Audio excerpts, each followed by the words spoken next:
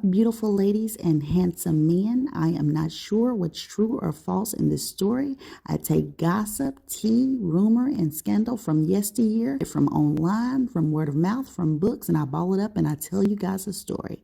Now, let's get to it. All right, guys, this is Ashley with Ashley Says So, and it is time to get into another old Hollywood scandalous tale. This one right here is going to be on Madam Stephanie St. Clair. Let's get to it. Stephanie St. Clair was born on December the 24th, 1897 in Guadeloupe, West Indies, some sources say, and other sources say she was born in Martinique. Her mother's name was Felicienne, and I couldn't find her father's name, and honestly, I'm not even sure if Stephanie even knew who her father was, because most sources just basically say she was born to a single mother, which again was Felicienne. Now, whether Felicienne was a single mother or not, homegirl was on her ish. She worked her fingers to the bone to give Stephanie a better life, in particular, a better education. In fact, when it came to her education, Felicienne succeeded in sending Stephanie to Marseille, France, so she could go to school there. And thankfully, she took full advantage of the opportunities her mother's hard work afforded her,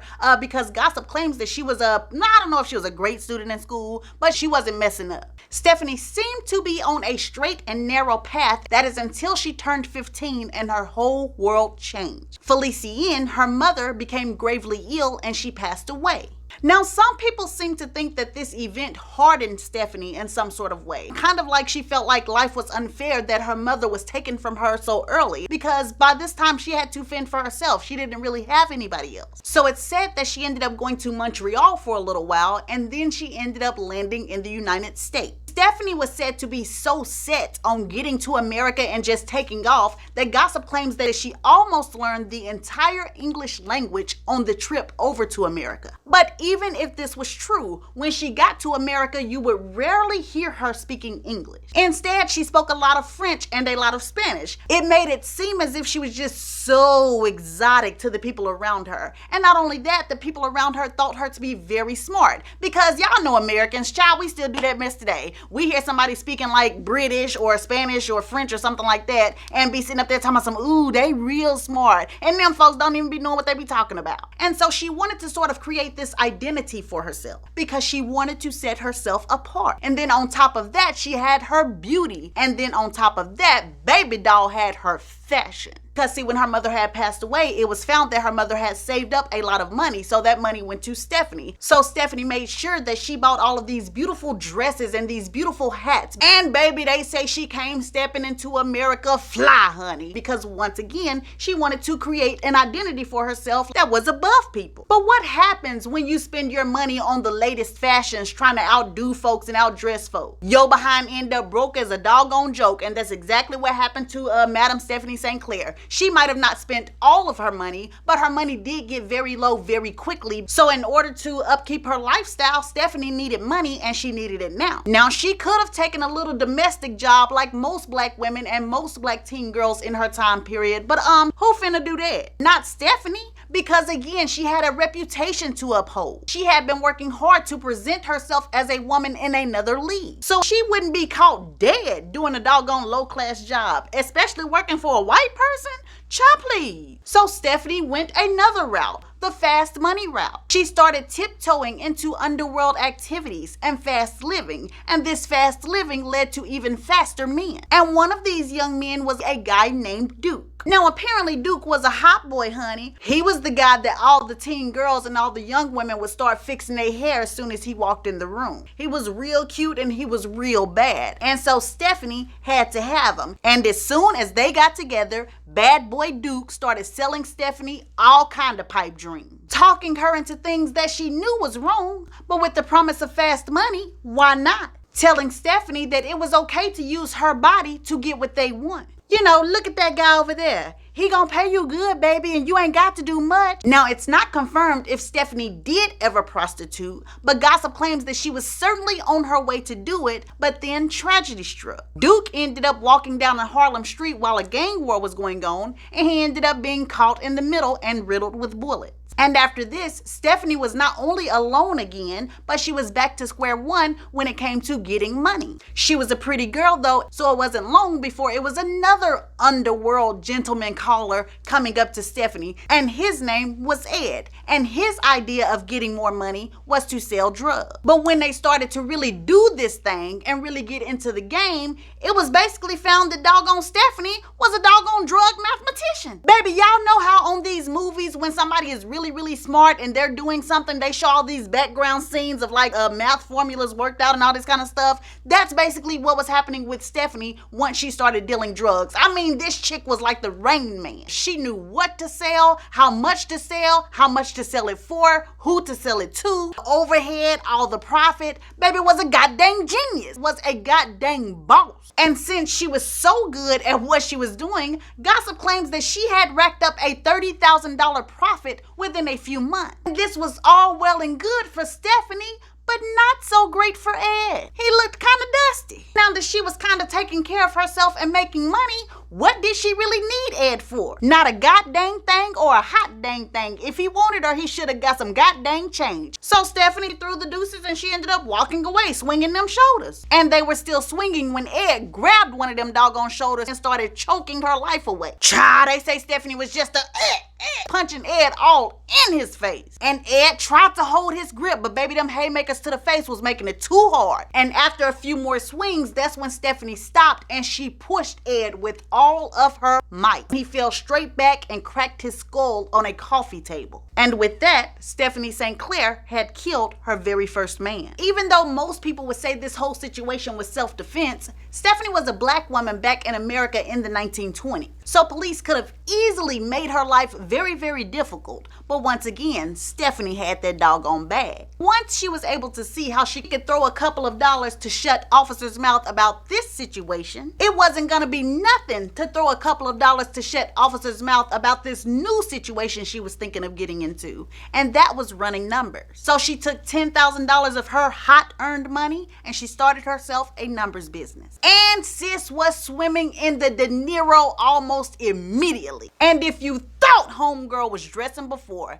baby, to see Stephanie St. Clair at this moment, you would have been speechless. The finest silks, the finest furs, satin, diamonds, rubies, custom-made cars, anything that was worth a ton of money, Stephanie had it. She was such a presence that people started to refer to her as Queen or Queenie or Madam. Rumors started to spread about how this Queen Madam, Stephanie St. Clair, came from a very wealthy family from overseas. And some stories about Stephanie became much more mysterious. Tales about her being like this mystical presence that just kind of showed up. You know, some stuff like some otherworldly magic was involved. Something that would seem silly, but Madam Stephanie St. Clair loved these stories. Oh baby, she relished it. In fact, she was the one starting most of these rumors herself. She would just come out and say things like, "Oh, I'm from the land of milk and honey. It's a place you never heard of before." And next thing you know, cha, you know they say she from the land of milk and honey. Cha, I don't know where it is. Somewhere over there in Africa, baby. So with all of this attention came a lot of suitors. A lot of men were attracted to her as a woman. Some were married, some were single, some were probably even gay.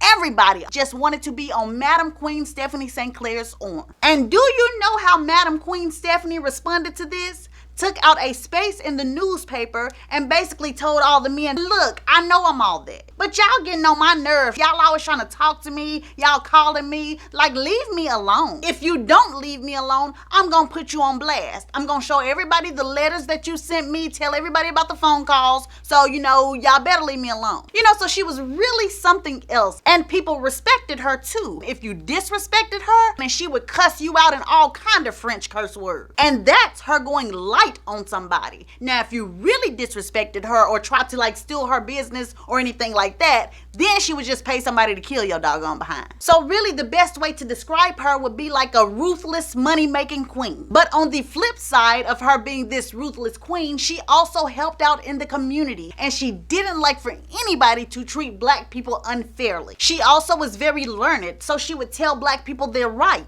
And this meant that even though she paid some law enforcement off, there was a lot of people in law enforcement who did not like her, who had it out for her. Now, I've already talked to y'all about the Dutch Schultz in the Bumpy Johnson video, so I'm not going to touch on the full story, but I will let you know she was probably just as crazy and maniacal as the Dutchman himself. Madam Queen St. Clair had no fear at all of this man. See, when Dutch Schultz first came on the scene and first requested a meeting with Stephanie St. Clair to declare his terms of wanting 60 to 75% of her intake, she said no. So Dutch immediately started with his foolishness. He started kidnapping and killing her men, bribing certain police officers to start picking with Madam Queen. As a matter of fact, one time he had her sent to jail. She was only locked up for a few days, but she had to pay a ton of money to get out. But even though Dutch had succeeded in scaring a lot of other black people who were associates of Queen Stephanie, he did not shake Madam St. Clair at all. Baby, Madam Queen got out of jail, threw her head back and laughed a little bit and went to work. And the first thing she did was let those black people that were warning her know,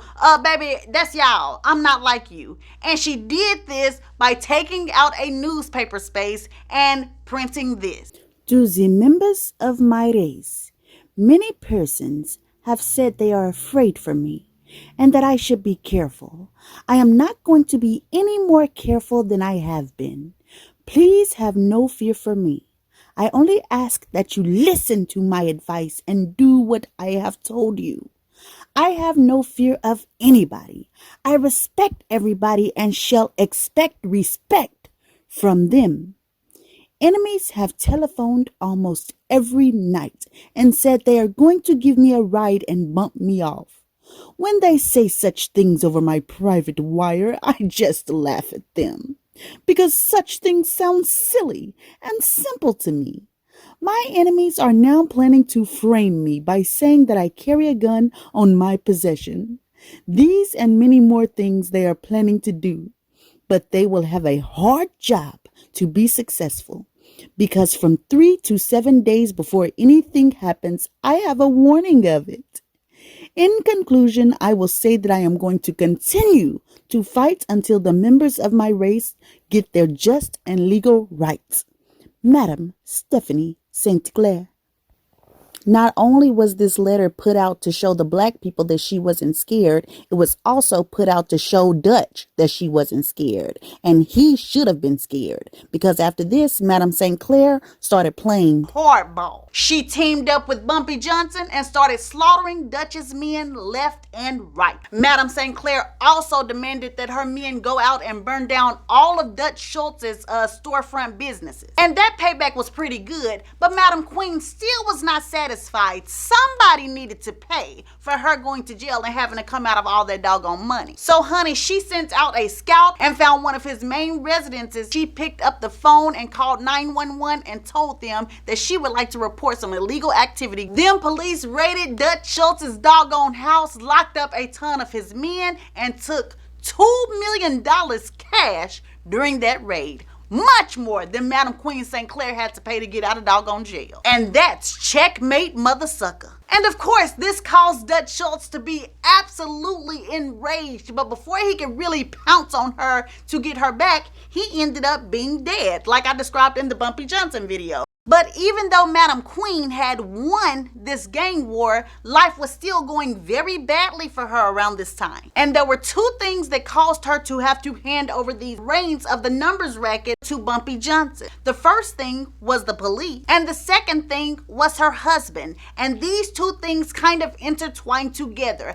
I'm about to explain it to you right now, so check me out. I've already told you guys how for a long time, Madam St. Clair was speaking out against police injustice. She also constantly threatened to expose correct cops anytime things didn't go her way. So even though she was steadily paying some law enforcement off, simultaneously she had a target on her back. So they wanted to either kill her, that's the first thing they wanted to do, and if they couldn't do that, they wanted to get her locked up. So Madam Queen Stephanie really started to have to kind of distance herself from any drug activity, money activity. She had to just be clean so they didn't have a reason to lock her behind her. And then when it came to officers threatening to kill her, she got smart about that as well. well. Madam did what she did best, took out space in a newspaper and printed her daily activities every day. If she was going to the theater later that night, boom, that was in the newspaper. If she was going to an opera, to a dance, to a club, boom, that was printed in the newspaper. Because she knew wherever she was, a crowd would gather there, or at least there would be a record of her comings and goings. Therefore, no police could just come up and shoot her in front of a group of people. And so where and when could the cops get her? They couldn't. So baby doll was on her ish, and everything would have been perfect for her if she had not gotten caught up with Sufi Abdul Hamid. And Sufi Abdul Hamid was a cape-wearing, turban-wearing Muslim or Christian, depending on who he was around and who he was trying to impress. He was this guy with this huge presence, always trying to be seen, always organizing boycotts. So, he was constantly giving these fiery speeches about race and ethnic groups, and I guess he was trying to be like Marcus Garvey or something like that. Well, anyways, when Madam Stephanie St. Clair first met Sufi Hamid, he turned on all of his charm. First off, he regaled her with stories about how he was born in Egypt and how he just loved and missed his homeland of Africa. He told her how he fought off the white man's stronghold and how he loved black culture and black people and how he would do anything for the people, and how he and Madam St. Clair were so much alike because they wanted to help the people. He basically was convincing her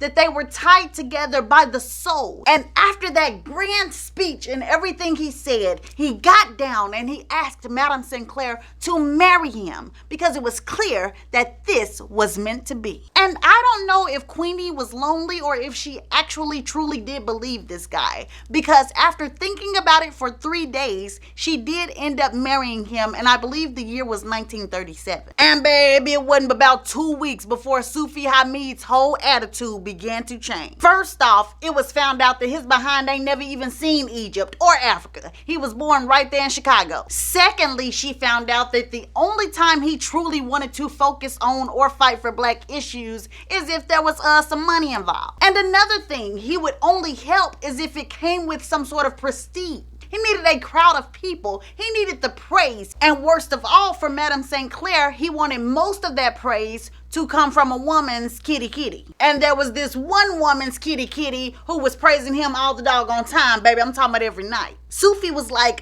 enthralled with this woman. And the reason probably being is because she was a liar just like him. First off, she claimed to be an Asian fortune teller named Fufu Tom from a faraway Asian land. But in reality, she was a black woman from the United States named Dorothy Matthews. Rumor has it that she had more doggone curves than a winding mountain, baby. And plenty of men lined up to try to get their fortune told. And Sufi was one of them. And baby, the folks say that after he got his doggone fortune told, that man never went home to Madam St. Clair ever again. In fact, after meeting this fortune teller, the only time that Sufi would come home to Madam Stephanie is when he needed more money. But as far as him being a husband with Madam St. Clair full time, it was not happening. And I don't know if he had put a spell over Madam Stephanie St. Clair or what, but gossip claims that this woman did anything in her power to try to keep Sufi Hamid to herself. She wanted her husband to be home with her, so she did outrageous things and she gave into outrageous demands. They say the man asked for a plane and Madam Stephanie St. Clair bought him that. He also asked for money that he and his new lover could have together so they can open up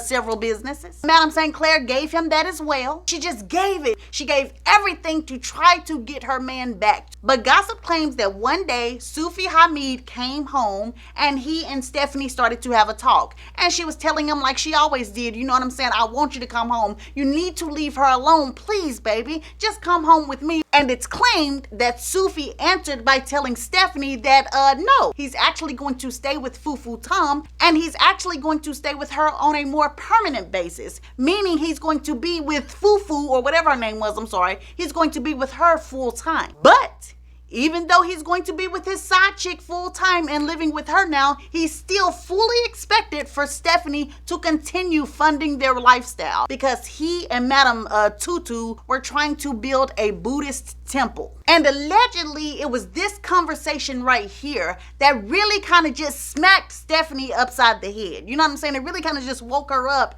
and she was like, you know, what did you just say to me? So she let Sufi leave the house.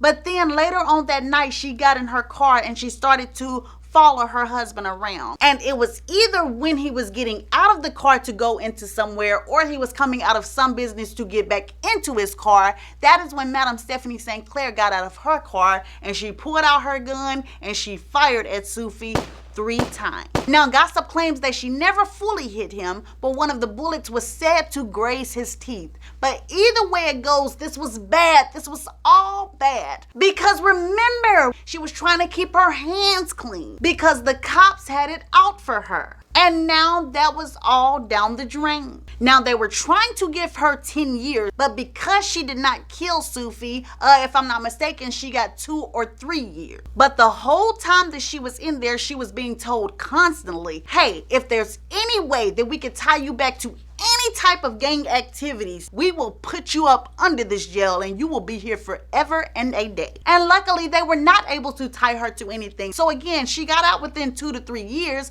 but still, even when she got out of jail, the message remained clear. The police let her know, if we catch you doing any little thing, you're behind going right back to prison. And so this is when Madame Queen St. Clair decided to hand over the reins to Bumpy Johnson. And this is when he became the Harlem Godfather, and when she faded into the background. Outside of some articles saying that she basically just retired to a regular normal life, there was nothing telling exactly what she did. But I do know that her husband Sufi Hamid and his Asian black fortune teller girlfriend did start to build the Buddhist temple that they wanted so bad. However, about a month or 2 after Madame St. Clair went to prison for shooting him, Sufi ended up dying in the same plane that he had asked Madame St. Clair to buy for him. But to come back to Queen Madame Stephanie St. Clair, like I said, I don't know any more details about her. The only thing I know is that gossip claims that she passed away